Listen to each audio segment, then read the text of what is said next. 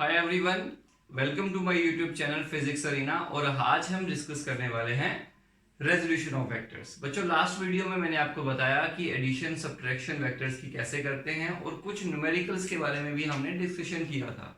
और आज एक बहुत ही इंपॉर्टेंट टॉपिक डिस्कस करेंगे जिसका नाम है वेक्टर्स का रेजोल्यूशन, मतलब वेक्टर्स को तोड़ना है इस बार। तो चलिए समझते हैं।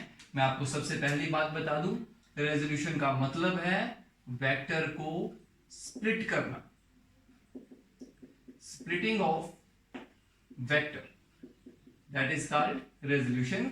या इसे हम ऐसे भी कह सकते हैं, it is the reverse process of addition. Add करने का रिवर्स प्रोसेस होता है। रेजोल्यूशन को समझने के लिए एक एग्जांपल क्रिएट करेंगे और उसकी हेल्प से हम इसको समझेंगे। चलिए बच्चों, मान लेते हैं आपके पास एक ट्रॉली बैग है। ट्रॉली बैग आप समझते होंगे, एक ऐसा बैग जिसके टायर होते हैं, टायर्स होते हैं और टायर की हेल्प से आप उसको खींच सकते हैं। It is a trolley bag. Okay, अगर इस ट्रॉली बैग को आप इस तरफ फोर्स लगाकर खींचेंगे तो वो सिर्फ और सिर्फ इसी तरफ जाएगा, ये बात हम समझते हैं। और अगर मैं इस पर फोर्स ऊपर को लगाऊं तो वो सिर्फ और सिर्फ ऊपर को जाएगा। मतलब ये हुआ, according to Newton second law, force equal to mass into acceleration. जिस डायरेक्शन में फोर्स लगेगी उसी डायरेक्शन में बॉडी में एक्सेलरेशन होगी, मतलब उसी डायरेक्शन में बॉडी मोशन गेन करेगा। तो चलिए शुरू में मान लेते हैं ये बॉडी रेस्ट पर है, आपने इस पर ऊपर को फोर्स लगाया, मतलब ये ऊपर जा रहा है। आप ऐसे सोचिए कि अगर ये ऑब्जेक्ट ऊपर जा रहा है, इसका मतलब इस पे नेट फोर्स कहां लग रही होगी? ऑब्वियसली ऊपर। अगर ये ऑब्जेक्ट सिर्फ आगे जा रहा है तो इस पर नेट फोर्स कहां लग रही होगी? आगे को लग रही होगी। तो ये बात को समझना जरूरी है कि बॉडी जिस डायरेक्शन में मोशन करेगी, फोर्स, नेट फोर्स उस बॉडी पर उसी डायरेक्शन में एक्ट करेगी। बिल्कुल सही है। अब आगे मेरी बात को समझना। हम क्या करते हैं कि ट्रॉली बैग पर एक फोर्स अप्लाई करते हैं उसके यहां से, और फोर्स अप्लाई करेंगे इस तरह। ये जो फोर्स है ये 10 न्यूटन की फोर्स है। अब बताइए, इस तरह की फोर्स लगाने से क्या होगा? इस तरह की फोर्स लगाने से ट्रॉली बैग कुछ इस तरह से हो जाएगा। ये देखिए, लाइक दिस 10 न्यूटन, ये इस तरह का फोर्स लगाया आपने इसके ऊपर, और क्या हुआ, एक टायर तो जमीन के साथ लगा है, दूसरा टायर हवा में आ गया। बिल्कुल सही है, ऐसा ही तो होता है जब आप किसी ट्रॉली बैग को खींचते हैं, आगे से थोड़ा ऊपर को उठ जाता है और फिर आगे को भी बढ़ता है। अब मुझे बताएं, ये जो ट्रॉली बैग है ये कितनी डायरेक्शन में मोशन कर रहा है? अगर मैं यहां पर एक्स एक्सिस और वाई एक्सिस को बना दूं, let it be this X direction, this is Y direction, तो मुझे बताएं, दिस इज ओरिजिन, तो मुझे आप बताएं कि कौन कौन सी डायरेक्शन में फोर्स इस पे लगेगा, या इसने किस किस डायरेक्शन में मोशन किया। तो कहेंगे एक तो इसने एक्स डायरेक्शन में मोशन किया, आगे को जाएगा, बिल्कुल जाएगा। और कहां जाएगा? अरे भाई ऊपर को गया, देखो ऊपर को उठा, बिल्कुल उठा, तो ऊपर भी उठा और आगे भी गया। इसका मतलब इस पर फोर्स वाई डायरेक्शन में भी लगी है, मतलब अपवर्ड लगी है, और साथ में इसमें फोर्स एक्स डायरेक्शन में भी लगी है। इसका मतलब हमने तो उस पे नेट फोर्स लगाई थी 10 न्यूटन की, लेकिन इसका इफेक्ट, इसका असर दो अलग अलग डायरेक्शन में देखने को मिला। एक एक्स डायरेक्शन में देखने को मिला, एक वाई डायरेक्शन में देखने को मिला। तो वो जो इफेक्ट है वो मैं यहां पे बना देता हूं। एक फोर्स हमें एक्स डायरेक्शन में देखने को मिली, दूसरी फोर्स हमें वाई डायरेक्शन में देखने को मिली। तो इसका नाम रख लीजिए, इस फोर्स का एक्स कंपोनेंट, मतलब एक्स पार्ट, मतलब वो हिस्सा जो एक्स डायरेक्शन में एक्ट कर रहा है, और इसी फोर्स का एक वो हिस्सा जो वाई डायरेक्शन में एक्ट कर रहा है, इसे कहते हैं एफ बाई। मान लीजिए ये जो फोर्स आपने लगाई थी ये थीटा एंगल पे लगाई थी, तो ये एंगल अब कितना है? थीटा है। तो हम ये कह सकते हैं कि यहां पर जो एफ एक्स है, एफ एक्स, उसे क्या कहेंगे? That is the component of f along x axis। मतलब एफ एक्स फोर्स का वो हिस्सा है जो एक्स डायरेक्शन में एक्ट कर रहा है, और एफ वाई वो हिस्सा है that is component of F along Y direction या वाई एक्सिस। सिंपल है। ये जो मैं आपको पढ़ा रहा हूं this is happening in 2 dimensions. इसी तरह से हम 3 डायमेंशंस के लिए भी यूज कर सकते हैं इसको, पर पहले एक बार समझ लेते हैं 2 डायमेंशन के लिए। तो 2 डायमेंशन में बॉडी का मोशन 2 ही डायरेक्शन में करेगा, एक्स और वाई में करेगा। एक फोर्स आपने लगाई एंगल थीटा पे, उसकी वजह से बॉडी का मोशन 2 डायरेक्शन में हुआ, एक हॉरिजॉन्टल डायरेक्शन में हुआ दैट इज एक्स एक्सिस में हुआ, एक उसका मोशन वाई एक्सिस में हुआ। इसका मतलब उस बॉडी, ये जो फोर्स आपने लगाई थी उस बॉडी पर, उसका असर 2 डायरेक्शंस में हुआ है, एक हॉरिजॉन्टल में भी हुआ है और वर्टिकल में भी हुआ है। मतलब बॉडी ऊपर भी गई है, आगे भी गई है। ऊपर तभी जाएगी जब उस पे ऊपर की तरफ फोर्स लगेगी, और आगे तभी जाएगी जब आगे की तरफ फोर्स लगेगी। मतलब इस फोर्स ने अपना इफेक्ट 2 अलग अलग डायरेक्शन में दिखाया। वो इसका जो इफेक्ट है इस डायरेक्शन में वो एफ एक्स है, और इसका जो इफेक्ट है वाई डायरेक्शन में वो एफ वाई है। तो मैंने ऐसे करके लिखा। तो टर्मिनोलॉजी में कैसे लिखेंगे? Component of F along X direction, component of F along Y direction. तो दीज आर कॉल्ड कंपोनेंट्स। अब बच्चों इसी डायग्राम को मैं यहां पे बनाता हूं, देखिएगा। ये है फोर्स जिसका नाम हमने रखा एफ, और ये है इसका कंपोनेंट कौन सा वाला, एफ एक्स, और ये है angle theta. This point is known as O, let it be O. और हम इमेजिन भी कर सकते हैं कि एक्स एक्सिस और वाई एक्सिस भी है यहाँ पे। तो let us suppose this direction is X direction and this direction is Y direction. इसको हम वाई डायरेक्शन मान लेते हैं, एक्स एक्सिस और वाई एक्सिस। अब बताइए, एक एफ एक्स क्या है, component of this force along X axis, and F Y क्या होगा, component of this force along Y direction, F Y. यहां से अब एफ एक्स और एफ वाई का वैल्यू हम कैलकुलेट करेंगे कि ये कंपोनेंट कितना होगा। तो बच्चों यहां से एक कंस्ट्रक्शन करते हैं। कंस्ट्रक्शन ये करेंगे कि इस पॉइंट से हम एक परपेंडिकुलर ड्रॉ करेंगे यहां, ठीक। अब इसको मैं यहां पे ऐसे बना लेता हूं, ये हो गया। नाउ दिस इज ट्राइंगल, इसका नाम रखिए ए, इसका नाम रखिए बी। अब this F Y is parallel to this line, मतलब ये दोनों इक्वल होंगे, तो इसका नाम भी क्या रख लीजिए, F Y. Equal and parallel है तो इसलिए एफ वाई इसको बोल सकते हैं, इसको बोल सकते हैं। अब मुझे बताइए in triangle O A B F X या O B upon O A base upon hypotenuse equal to cos theta. अब बेस कितना है, उसका वैल्यू एफ एक्स है, और ओ ए कितना है, उसका वैल्यू एफ है, that is equal to cos theta. Implies F X equal to F cos theta. तो बच्चों ये वैल्यू निकलती है हमारे फर्स्ट कंपोनेंट की, दैट इज एक्स कंपोनेंट। तो एक्स कंपोनेंट हमारा कितना आया, F X equal to F cos theta. This is the X component. और इसके बाद फिर से देखिए इसी ट्राइंगल में देखिए, अगर मैं लिखूं A B upon O A that is equal to sine theta. How? Perpendicular upon hypotenuse equal to sine theta. A B is what, that is F Y equal to O A is what, F, उसको ऊपर ले जाइए, F sine theta.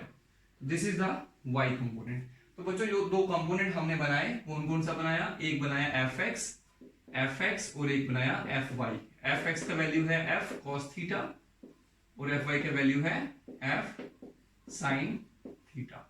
These are the rectangular components. इन्हें हम क्या कहते हैं, इन्हें हम कहते हैं rectangular components. Why rectangular components? Because between these components the angle is 90 degree. देखिए इन components के बीच में एफ वाई और एफ एक्स के बीच में कितना एंगल है, that is 90 degree.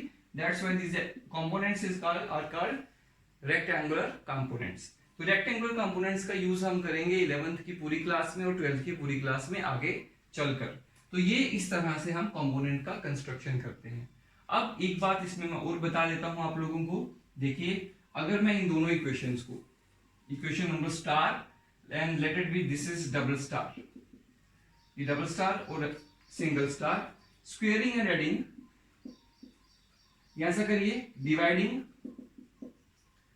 Star and double star. Divide करिए इनको तो आएगा F sine theta upon F cos theta equal to F Y upon F X. That is ये कैंसिल हो गए, tan theta equal to F Y upon F x.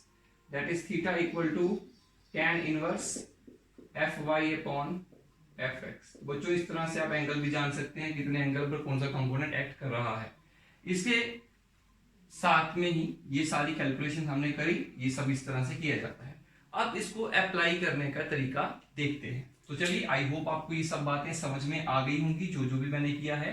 मैंने क्या कहा, एक फोर्स जब भी आप किसी एंगल पर एक्ट करते हैं वो फोर्स को, तो उसके कंपोनेंट्स बन जाते हैं, मतलब उसका असर अलग अलग दिशाओं में देखने को मिलता है। वो जो उसका असर दिख रहा है, वो इफेक्ट दिख रहे हैं अलग अलग डायरेक्शन में, उन्हें उसके कंपोनेंट्स कहते हैं। तो वो कंपोनेंट्स हमने यहाँ पर कंस्ट्रक्ट किए, एफ एक्स और एफ वाई, और उनका वैल्यू भी कैलकुलेट किया। अब चलिए एक प्रॉब्लम को डिस्कस करते हैं इसके साथ में ही। दिस इज कॉल्ड कंपोनेंट्स, इन्हें हम कंपोनेंट्स कहते हैं। और चलिए मान लीजिए एक पॉइंट है, इस पर एक फोर्स लग रही है 10 न्यूटन की, ठीक। यहां से ये मैं बना लेता हूं एक्स एक्सिस और ये बना लेता हूं यहां पर वाई एक्सिस, ठीक। अब जो फोर्स है, this force is acting at 60 degree angle. अब हमें इस फोर्स को तोड़ना है, मतलब हमें इसके कंपोनेंट बनाने हैं। तो कंपोनेंट कैसे बनाएंगे, इसका एक कंपोनेंट एक्स एक्सिस में लगेगा जिसका नाम होगा एफ कॉस थीटा। याद रखना है जो थीटा के साथ वाला एफ कॉस थीटा होगा, दूसरी साइड वाला कौन सा होगा, एफ साइन थीटा। देखिए ये हमने इसके दो कंपोनेंट लिखे, इसका नाम है एफ वाई, इसका नाम है एफ एक्स। अब हमें बताना है कि इसके कंपोनेंट्स कितने होंगे। तो बहुत सिंपल है, सबसे पहले हम एफ एक्स को कैलकुलेट करेंगे। That is F cos theta, that is equal to F का वैल्यू 10 है, that is force equal to 10 newton, cos of 60 degree that is equal to 10 multiply cos 60 1/2 that is equal to 5 newton. इसके अलावा जब हम F Y calculate करेंगे, that is equal to F sine theta, F sine theta equal to 10 multiply what is sine 60 degree, sine 60 degree is root 3/2 that is equal to, यहां आएगा 5 multiply root 3, root 3 होता है 1.73 that is equal to 8.65 newton. तो बच्चों ये जो force है ये बनेगी 8.65 न्यूटन और ये बनेगी 5 न्यूटन। तो बच्चों जब हमने 10 न्यूटन फोर्स को तोड़ा तो तोड़ के इस दो पार्ट बने, एक 5 न्यूटन का, एक 8.5 न्यूटन का। अब एक बात याद रखो, मैंने आपको कहा था it is a reverse process of addition. अब बच्चों इन दो वेक्टर्स को, इन दो कंपोनेंट्स को अगर आप दोबारा जोड़ेंगे तो 10 आंसर आएगा। चाहे आप इसको करके देख लीजिए, मैंने आपको बताया है एडिशन ऑफ वेक्टर्स कैसे की जाते हैं। You consider these two vectors as A and B और उनके बीच का जो एंगल है वो 90 डिग्री है। तो रिजल्टेंट फाइंड करो, ये रिजल्टेंट होगा। इस बार हमने क्या किया, उस रिजल्टेंट को तोड़ के उसके दो कंपोनेंट्स जो उससे बनते हैं वो हमने कैलकुलेट किए। तो इस तरह से हम ये बोल सकते हैं कि रिवर्स प्रोसेस होती है एडिशन की। कौन, रेजोल्यूशन ऑफ वेक्टर। रेजोल्यूशन का मतलब होता है रिजॉल्व करना, मतलब तोड़ना, ब्रेक करना। यहां हम तोड़ रहे हैं और एडिशन में हम जोड़ रहे थे। तो इस तरह से इसका हम करते हैं। चलिए बच्चों इसकी कुछ एप्लीकेशंस देखते हैं, कहां कहां इसकी एप्लीकेशंस लग सकती हैं, कहां कहां बन सकती है। मैं आपको एक बात बताता हूं, देखिएगा आप। मैं सबसे पहले हमारी वॉकिंग की बात करता हूं, हम चलते कैसे हैं। वॉकिंग, हम जब वॉक करते हैं तो आपने स्टेप्स देखे होंगे कि हम इस तरह से, पहले हमारा कदम ये होता है, फिर इस तरह से रखते हैं, फिर पीछे को पुश करते हैं, फिर आगे बढ़ते हैं। तो मैं आपको बताता हूं, let us suppose this is our foot, ये हमारा फुट है इस तरह से, let us suppose this is our foot, और यहां पर ये जमीन है। जब आप आगे को बढ़ेंगे, जब आप चलते हैं तो ये आपका मान लीजिए पिछला पांव है, इससे आप पुश करेंगे पीछे की तरफ और आगे बढ़ेंगे। तो आपको फोर्स चाहिए आगे को। आप क्या करते हैं, आप यहां से एक फोर्स अप्लाई करते हैं विद योर लेग्स पीछे की तरफ।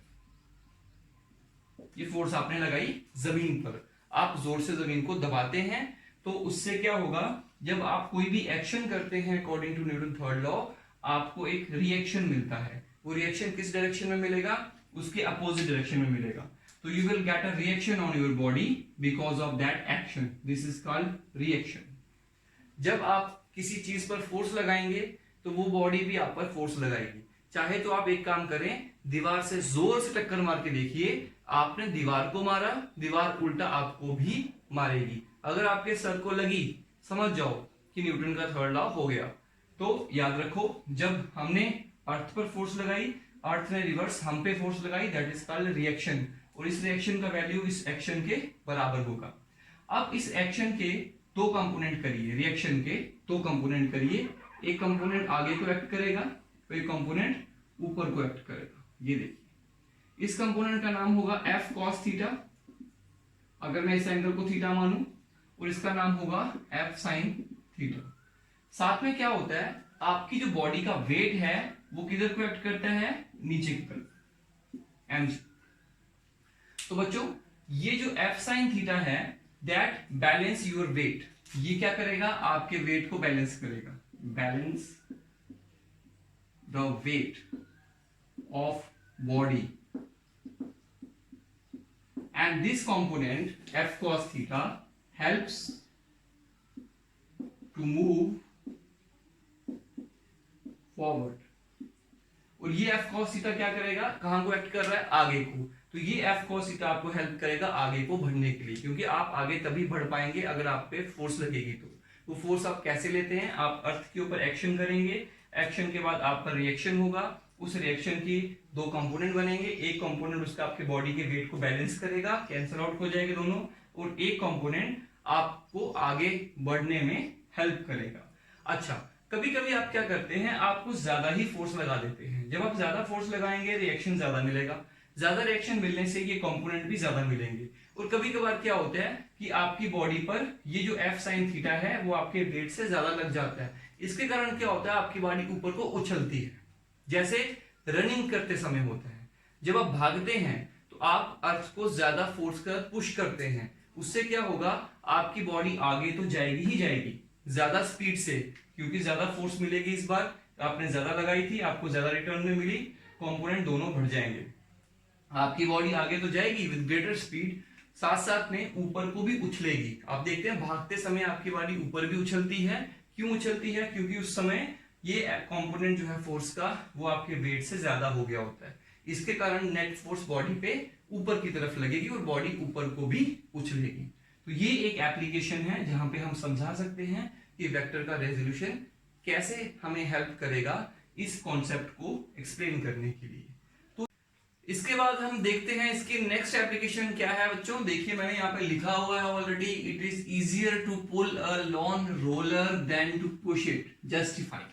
चलिए अब देखते हैं, आप कभी भी देखिएगा, मान लें आपके पास एक लॉन रोलर है। लॉन रोलर क्या होता है, आपने बहुत बार देखा होगा, ग्राउंड्स में पिच को फ्लैट करने के लिए एक रोलर लगा होता है बड़ा सा मेटल का, जैसे कि रोड रोलर का टायर होता है, उस तरह का कुछ होगा। तो एक हमारे पास रोलर है, इस तरह से रोलर है, और इस रोलर का ये हैंडल है, मान लेते हैं ये इसका हैंडल है। अब ये कहा जाता है कि इस रोलर को चलाने के लिए या इसी तरह का कोई भी चीज हो, उसको चलाने के लिए अगर हम इस तरीके से चलाएं, आगे से पुश करके चलाएं, तो ज्यादा जोर लगाना पड़ेगा, ज्यादा डिफिकल्ट लगेगा। लेकिन अगर उसको पुल करेंगे पीछे की तरफ तो वो इजी लगेगा। ऐसा क्यों होता है? ऐसी एग्जांपल आपने बहुत बार देखी होंगी। आप किसी भी ट्रॉली को ले लीजिए, छोटी ट्रॉली बैग या समथिंग, अगर आप उसको इस तरह से पुश करके चलाएंगे तो आपको टफ लगेगा, लेकिन पीछे को पुल करके खींचेंगे, लाइक दिस, इस तरह से खींचेंगे तो वो इजी लगेगा। ऐसा क्यों होता है, उसको भी रेजोल्यूशन ऑफ वेक्टर्स की हेल्प से समझते हैं। देखिए, मैं यहाँ पे फोर्सेस का आपको डाइवर्जन बताता हूँ किस किस तरह से होगा। देखिए, ये एक रोलर है, आप इस रोलर पर आगे की तरफ एक फोर्स लगाते हैं, तो आपने फोर्स इस तरफ लगाया, तो ये आपने इस तरफ एक फोर्स लगाया है जो आपने अप्लाई किया इस पे। अब इस रोलर का वेट जो है वो नीचे की तरफ एक्ट करेगा, late it B, its weight is mg। Okay, ये है इसका एक्स एक्सिस, ले लेते हैं हॉरिजॉन्टल डायरेक्शन, और जो आपने फोर्स अप्लाई करी वो थीटा एंगल पर अप्लाई करी। ठीक, इस फोर्स के दो कंपोनेंट बनाते हैं। एक कंपोनेंट बनेगा उसके लेफ्ट में जिसका नाम होगा एफ कॉस थीटा, और एक कंपोनेंट बनेगा डाउनवर्ड जिसका नाम होगा F sin थीटा। अब बताइए, इस फोर्स का एक पार्ट नीचे की तरफ लग रहे हैं, इसकी वजह से क्या होगा, इसका नेट वेट कितना हो जाएगा, नेट वेट होगा mg plus F sin theta. Why? Because इस समय दोनों फोर्सेस नीचे को लग रही हैं, they will get added up, और इसका वेट ज्यादा हो जाएगा। अगर वेट ज्यादा हो जाएगा तो इसको चलाना थोड़ा सा डिफिकल्ट हो जाएगा। So it is difficult to move. और दूसरी बात, ये जो इसका कंपोनेंट है ये क्या करेगा, it helps to move forward, ये आगे जाने में हेल्प करेगा। हुआ क्या, आपने जैसे इस तरह से फोर्स लगाई, फोर्स के एक कंपोनेंट ने इसके वेट को बढ़ा दिया। ऑलरेडी इसका वेट mg था, अब साथ में और बढ़ गया। What is wait? वेट होता है जिस फोर्स, जो फोर्स नीचे को लग रही है, जो फोर्स अर्थ इस पे लगा रही है, तो अब इसके ऊपर दबाव जो है वो ज्यादा बढ़ जाएगा इस कंपोनेंट के कारण, इसलिए हैवी चीज को चलाना डिफिकल्ट हो जाता है। इसी तरह से इसका दूसरा वाला पार्ट पढ़ते हैं। देखिएगा, अगर मैं कहूं कि ये एक रोलर है, देखिए, और इस तरह से ये हैंडल है इसका, जहां से पकड़ के इसको चलाना है, और इस बार आप जो इस पे फोर्स लगाएंगे वो पीछे को लगाएंगे। मतलब ये कौन सा केस बनाया था, पुश वाला, और अब कौन सा केस बना रहा हूं, पुल वाला। पुल होता है पीछे को खींचना इस तरह से। अब ये फोर्स आपने लगाई इसके ऊपर, ये इस पर लगा वेट mg, नीचे की तरफ वेट होता है, और इस फोर्स को मैं हॉरिजॉन्टल डायरेक्शन में बनाता हूं। देखिए, ये हॉरिजॉन्टल बनाते हैं, और ये मान लीजिए फोर्स लगाई आपने एंगल थीटा पे, जैसे वहां लगाई थी। इस फोर्स का एक कंपोनेंट इस तरफ बनेगा जिसका नाम होगा F cos थीटा, और एक कंपोनेंट बनेगा ऊपर वाली साइड जिसका नाम होगा F sin थीटा। तो देखिए, ये वाला कंपोनेंट क्या करेगा, इसको इस तरफ आने में हेल्प करेगा, और देखिए ये फोर्स ऊपर को एक्ट कर रही है, ये फोर्स नीचे को एक्ट कर रही है, तो इसका नेट वेट कितना होगा, नेट वेट जो इसका होगा वो होगा mg, जो वेट है इसका, minus this component, minus F sin theta. तो इसलिए इसका नेट वेट कितना हो जाएगा, net weight decreases, so it is easier to pull करने में आसानी होगी। क्यों आसानी होगी, इस समय फोर्स के इस कंपोनेंट ने इसको हल्का कर दिया, क्योंकि थोड़ा सा पार्ट ऊपर को एक्ट कर रहा है, ये इसके वेट को थोड़ा सा कैंसिल कर देगा, कम कर देगा, तो हल्की चीज होगी तो आसानी से मूव कर पाएंगे। इसमें क्या हुआ, इस कंपोनेंट ने क्या किया, नीचे को लगा, उसके वेट को बढ़ा दिया, इस वजह से क्या हुआ, ये हैवी लगने लगा हमें, और इसको चलाना थोड़ा सा मुश्किल हो गया। तो बच्चों, आज के लिए हम यहीं तक रखेंगे। नेक्स्ट वीडियो में हम इसके न्यूमेरिकल्स के ऊपर डिस्कशन करेंगे।